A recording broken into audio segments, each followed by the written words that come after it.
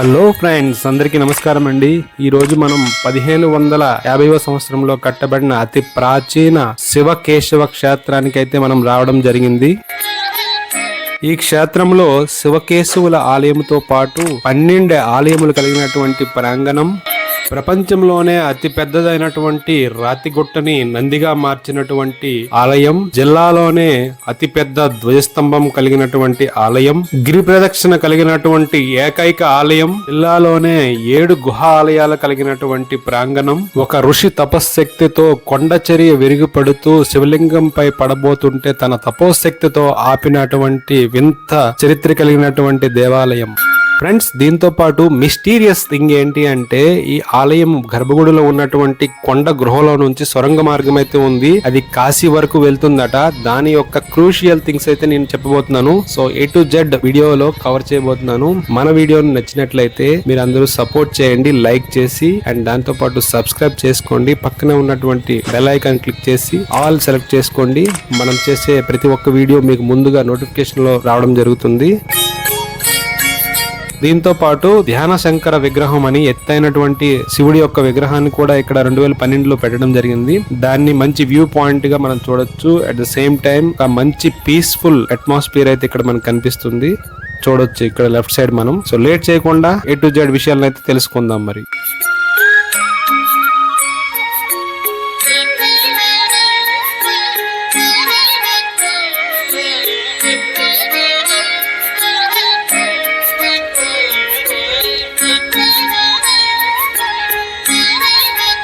Friends, అసలు ఈ క్షేత్రం పేరు ఏంటంటే అడ్డాపు శిల అంటారు. అడ్డాపు శిల అనే పేరు ఏ విధంగా వచ్చిందో మీకు మున్ముందు గర్భగుడిలోకి వెళ్ళేటప్పుడు నేను చెప్తాను. సో ఇది పార్వతీపురం మన్యం జిల్లాలో మనకి ఉంది. పార్వతీపురానికి 3 కిలోమీటర్ల దూరంలో మనకి బై రోడ్ మనం చేరుకోవచ్చు. విశాఖపట్నం నుంచి మనం చేరుకోవాలి అనుకుంటే 3 గంటల వ్యవధి అయితే పడుతుంది. బై ట్రైన్ పార్వతీపురం వరకు రావచ్చు. ప్రపంచంలోనే అతిపెద్ద నంది విగ్రహం అన్నాం కదా, ఇదిగో మనకు రైట్ సైడ్ లో కనిపిస్తుంది. చాలా ఎత్తైన విగ్రహం ఇది. ముందుగా ఇది ఒక నంది షేప్ లో కనిపించేటువంటి ఒక కొండ రాయి అనేది మనకి ఇక్కడ ఉండేది ఫ్రెండ్స్. ఇది 2012లో చూడడానికి ఒక నంది విగ్రహం లా కనిపిస్తుంది అని చెప్పి ఇక్కడైతే దీనిని నందిగా మార్చడం అయితే జరిగింది ఫ్రెండ్స్. ఇక్కడ చూస్తున్నారు కదా, ఆలయం యొక్క ప్రత్యేకతలు మనం విన్నట్లయితే 400 సంవత్సరాల పూర్వము స్వయంభూగా గృహలో వెలిసినటువంటి శివలింగం. అంటే 1550లో స్వయంభూగా వెలిసినప్పటికీ 400 సంవత్సరాల క్రితం దీనికి కొండ పైనుంచి చెరిగి పడడం వలన అది గృహగా ఏర్పడింది అనమాట. ఈ విషయాలు మనం మున్ముందు గర్భగుడికి వెళ్ళేటప్పుడు మీకు చెప్తాను.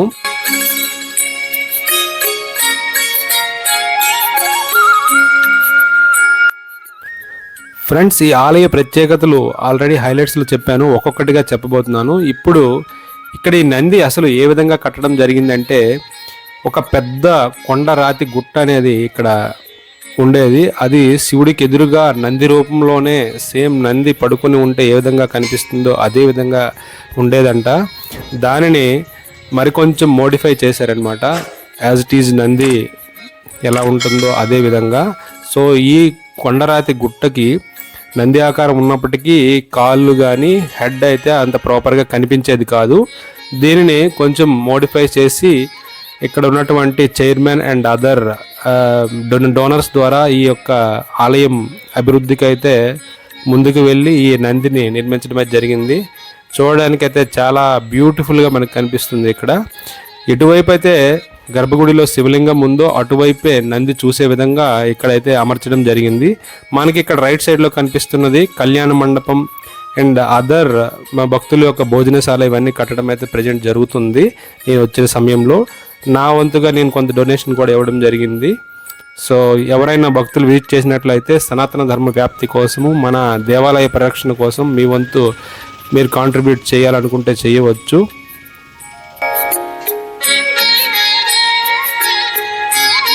ఫ్రెండ్స్, ఈ నంది ఎక్కడైతే మనకు కనిపిస్తుందో ఈ నందికి ఆపోజిట్ లోనే మనకి కళ్యాణ మండపం ఇవన్నీ కనిపిస్తున్నాయి కదా కట్టేవి. అక్కడి నుండి మనం వెళ్ళినట్లయితే లక్ష్మీ నరసింహస్వామి, వరాహ లక్ష్మీ నరసింహస్వామి దేవాలయాన్ని కూడా దర్శించుకోవచ్చు. అది కూడా కొండపైన రాతి గృహలోనే ఉంది. దాదాపు 150 సంవత్సరాల కిందట కట్టినది. సో ఎదురుగా ఉన్నటువంటి ప్రధాన ఆలయం అయినటువంటి శ్రీ శ్రీ శ్రీ కాశీ విశ్వేశ్వర స్వామి దేవాలయాన్ని అయితే మనం ప్రథమంగా దర్శించుకోవాలి కాబట్టి మనం అటువైపు వెళ్తున్నాం. మొదటగా మనకు ఆలయం ప్రాంగణంలో కనిపిస్తుంది గణేశుడి గణేశుడి యొక్క టెంపుల్ అన్నమాట.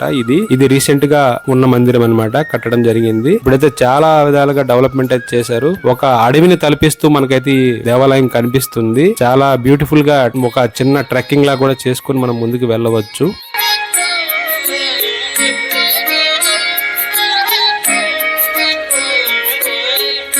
ఫ్రెండ్స్, ఈ అడ్డాపు శిల అనే పేరు ఏ విధంగా వచ్చింది, ఈ విశ్వేశ్వర స్వామి దేవస్థానం యొక్క చరిత్ర ఏంటి అని ఇక్కడ ఉన్నటువంటి పూజారులను అయితే అడగడం జరిగింది. వాళ్ళు ఈ విధంగా చెప్పారు. పూర్వము 1550 సంవత్సరంలో గర్భీదాసు బాబాజీ అనే బ్రహ్మచారి, ఆజన్మ బ్రహ్మచారి ఒరిస్సా రాష్ట్రంలో ఉండేవారని, తన శిష్య బృందంతో ఈ ప్రాంతంలో ప్రయాణం చేస్తున్నప్పుడు రాత్రి బస చేయవలసి వచ్చింది.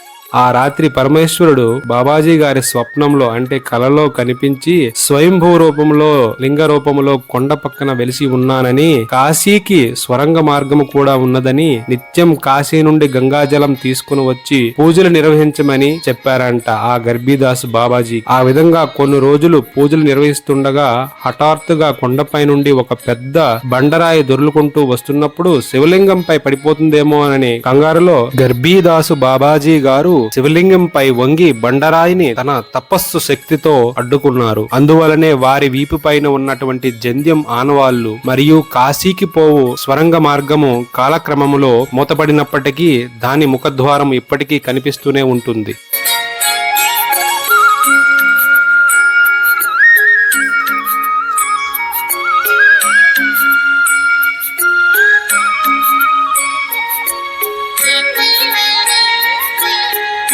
నిత్యము కాశీ నుండి గంగాజలం తీసుకుని వచ్చి పూజలు నిర్వహిస్తుండటంతో కాలక్రమంలో స్వామిని కాశీ విశ్వేశ్వరుడుగా కొలిచేవారు. ఆ బండరాయి అడ్డంగా పడడం వలన ప్రాంతాన్ని అడ్డు శిల అనేవారు. కాలక్రమంలో అదే అడ్డాపు శిలగా పేరుగాంచింది ఫ్రెండ్స్.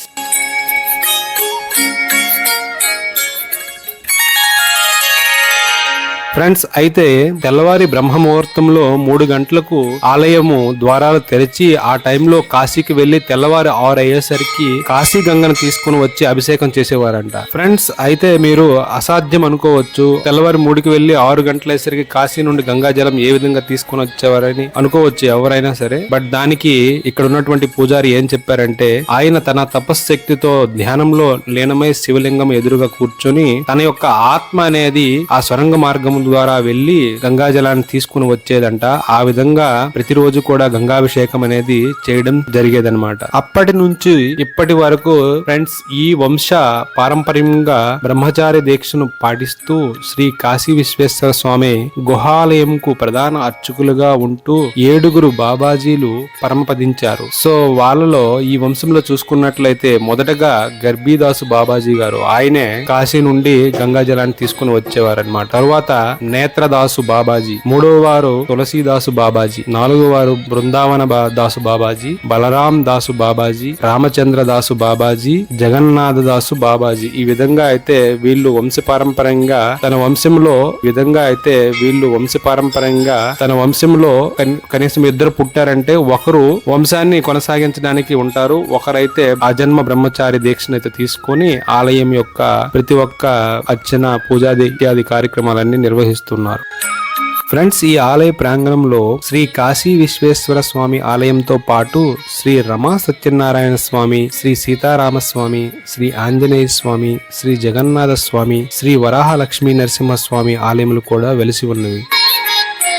2012వ సంవత్సరంలో ఆలయ అభివృద్ధి కమిటీ ఏర్పాటు చేసి శిథిలావస్థకు చేరినటువంటి పాత 6 ఆలయములన్నీను గ్రానైట్ టైల్స్ తో వేసి పునర్నిర్మాణం చేస్తూ శ్రీ గణపతి మందిరము, శ్రీ సుబ్రహ్మణ్యేశ్వర స్వామి, శ్రీ విశాలాక్ష్మి, శ్రీ అన్నపూర్ణేశ్వరి, శ్రీ గజలక్ష్మి, శ్రీ కాలభైరేశ్వర స్వామి మొదలగు 6 ఆలయములు మరియు శ్రీ ధ్యాన శంకరుడు, అంటే మనం ఆలయం మొత్తం విజిట్ చేసినాక ధ్యాన శంకరుడు టెంపుల్ కూడా మీకు చూపిస్తాను. పైన మహానంది, ధ్వజస్తంభము, ప్రధాన ఆలయ గోపుర శిఖరము, నవగ్రహ మండపం, నాగదేవత, తులసీమాత విగ్రహములు కూడా ఈ ఆలయంలో మనం చూడవచ్చు. మరియు ముఖ మండపము, ముఖద్వారము భోగశాల భక్తుల ఆర్థిక సహాయంతో నిర్మించి ఇక్కడైతే చేయడం జరిగింది. దీంతో పాటు మారేడు వనము, ఉసిరిక వనాలతో పాటు ఇతర మొక్కలు తెచ్చి ఆలయ ప్రాంగణంలో అభివృద్ధి చేస్తూ ఉన్నారు ఇక్కడ. దీంతో పాటు ఈ జిల్లాలోనే ఏకైక గిరి ప్రదక్షిణ చేసే సదుపాయం కలిగినటువంటి ఏకైక దేవాలయం అని చెప్పవచ్చు. ఇక్కడ గర్భగుడిలో మీరు చూస్తున్నారు కదా, ఈ శివలింగము కనిపిస్తుంది. ఆ వెనుక భాగంలో మనకి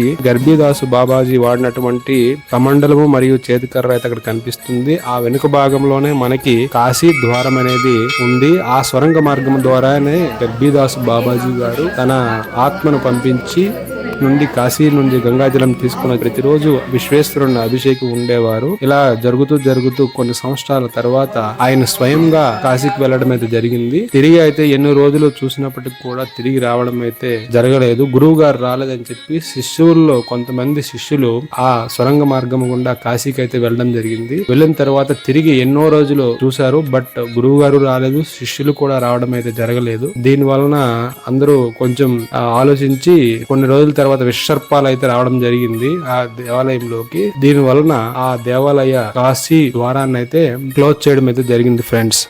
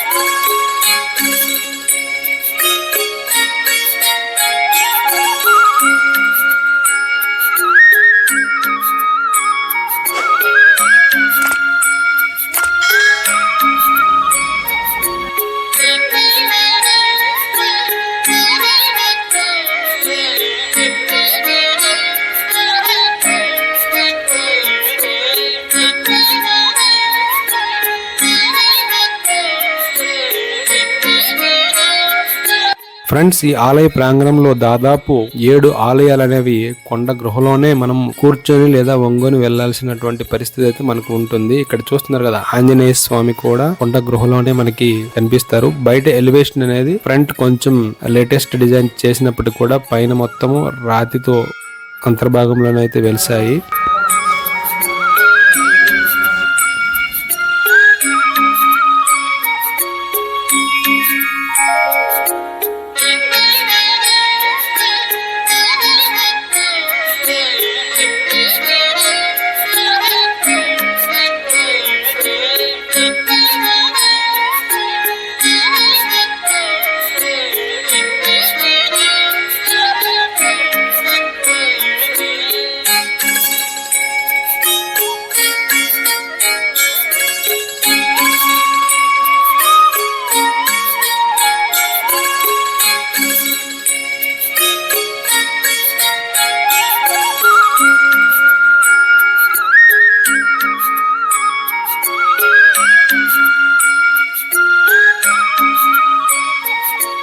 ప్రతి ఒక్క ఆలయానికి మొదట గర్భాలయంలోకి ప్రవేశించే ముందు మనకి శ్లోకాలు అయితే ఉంటాయి. అది చదువుకుంటూ భగవంతుని స్మరిస్తూ మీరైతే దర్శించుకోండి. చాలా ప్రశాంతమైన వాతావరణంలో కొండతో పాటు చుట్టూ అడవిలా మనకు ఒక వింత అనుభూతి అయితే మనకు కలుగుతుంది. దీంతో పాటు ఎంతో చరిత్ర ఉన్నటువంటి గొప్ప మహిళలు కలిగినటువంటి దేవాలయం ఇది. ఇక్కడ మనకి ఆలయ ముఖమండపం చూడవచ్చు. ఇక్కడ ఒడిస్సాకు సంబంధించిన కళింగ ఆర్కిటెక్చర్ ప్రతిబింబిస్తూ కొన్ని శిల్పాలు అయితే కనిపిస్తున్నాయి మనకి ఇక్కడ.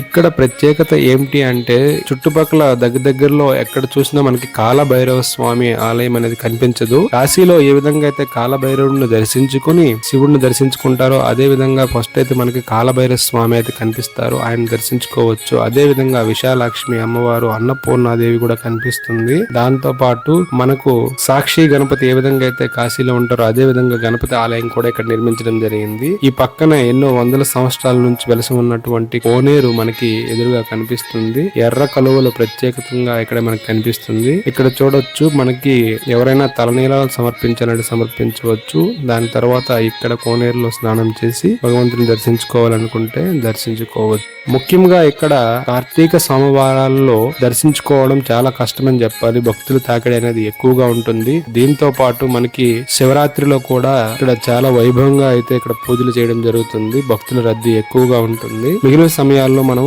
ప్రశాంతంగా అయితే దర్శించుకోవచ్చు.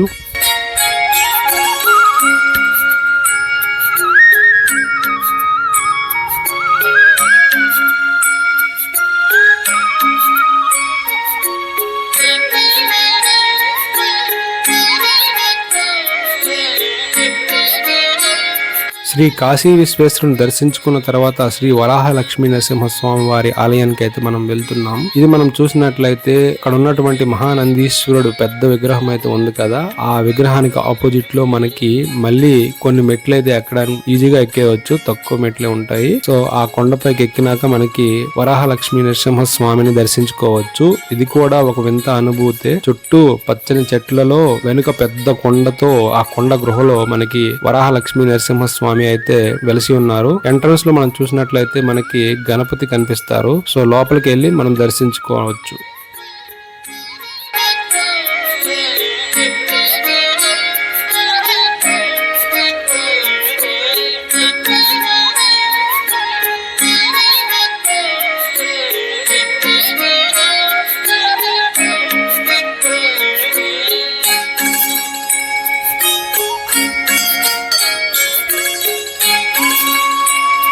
ఫ్రెండ్స్ చూస్తున్నారు కదా, కొండ రాతిని లోపల గృహగా మనకు కనిపిస్తుంది. మనం వెళ్ళేటప్పుడు కొంచెం వంగి వెళ్ళడం ద్వారా మనం భగవంతుడిని అయితే దర్శించుకోవచ్చు. ఇక్కడ మనం చూసినట్లయితే 3 శిలలు అయితే మనకు కనిపిస్తున్నాయి. వెనుక చూసినట్లయితే అక్కడ మనకి వరాహ లక్ష్మీ నరసింహస్వామి మనకు దర్శనమిస్తున్నారు. భక్తులు రద్దీ ఎక్కువగా ఉన్నప్పుడు కొంచెం ఇబ్బంది అయితే అవుతుంది. లోపల వెంటిలేషన్ అయితే లేదు మనకి.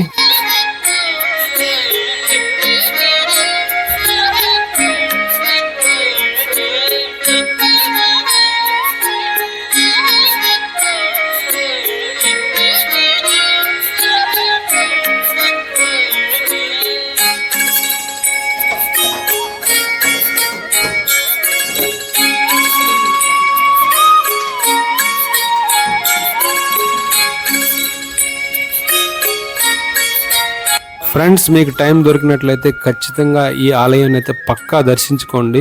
ఎంత గొప్ప అనుభూతిని చాలా సంవత్సరాల తర్వాత మళ్ళీ పొందినందుకు ఆ భగవంతుడికి నేనైతే మనస్ఫూర్తిగా కృతజ్ఞతలు తెలుపుకుంటున్నాను. ఇక్కడ మనం చూసుకున్నట్లయితే ధ్యాన శంకరుడు యొక్క ఆలయం మనకి ఇక్కడ దర్శనమిస్తుంది. ఆ వరాహ లక్ష్మీ నరసింహస్వామిని దర్శించుకుని చివరగా మనం వచ్చినట్లయితే మనకి రైట్ సైడ్ లో మనకు కనిపిస్తుంది. అక్కడ ధ్యాన శంకరుడు ఒక పెద్ద బండరాయి శిలపైన అయితే మనకి అందంగా మనకు కనిపిస్తుంది. అక్కడ ఉన్నటువంటి బ్యూటిఫుల్ హిల్ వ్యూ కూడా మనం చూడొచ్చు. ఇక్కడ జ్ఞానశంకరుడు ఎదురుగానే శివలింగం కూడా మనకు కనిపిస్తుంది, మీరు చూడవచ్చు. ఫ్రెండ్స్ చూశారు కదా, ఇంత అద్భుతమైన చరిత్ర కలిగిన దేవాలయం మన ఊరికి దగ్గరలో ఉండడం చాలా సంతోషంగా అయితే భావిస్తున్నాను.